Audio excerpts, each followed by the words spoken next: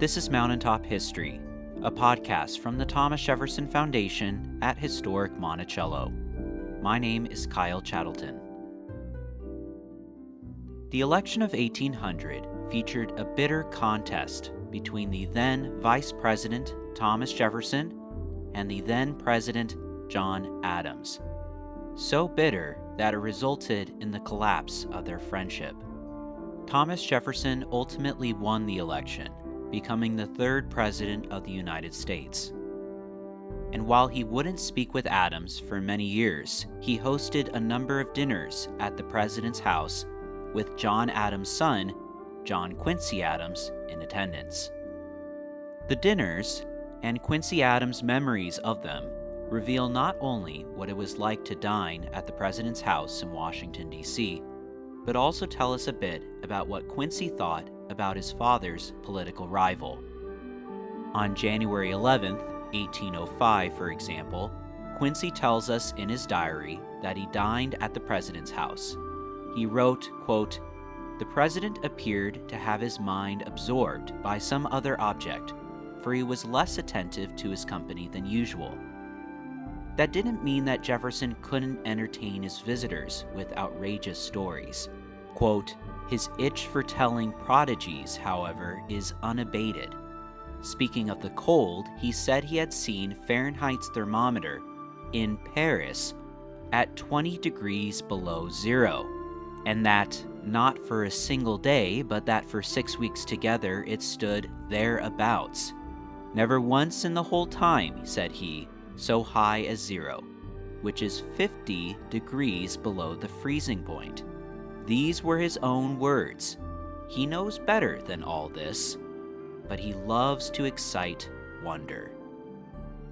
During these dinners, Quincy was probably served the finest wine, various meats, and food inspired by French cuisine, including macaroni and cheese.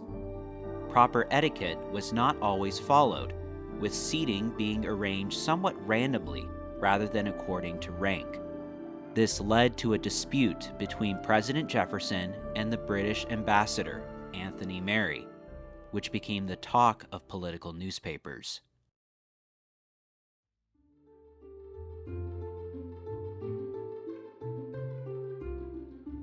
Quincy's last meal at the president's, at least according to his diary, was on November 25, 1807.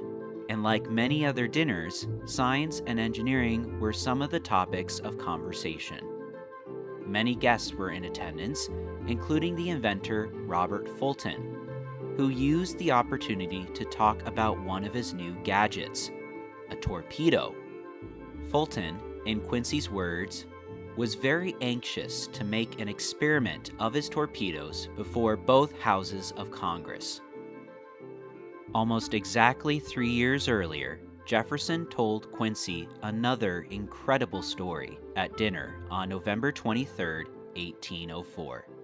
Quincy wrote, "As to the Spanish language, it was so easy that he had learned it, with the help of a Don Quixote and a grammar book, in the course of passage to Europe, on which he was but 19 days at sea." But Mr. Jefferson tells large stories. This has been another edition of Mountaintop History, a collaboration between WTJU and the Thomas Jefferson Foundation. To learn more and to plan your next visit, go to monticello.org.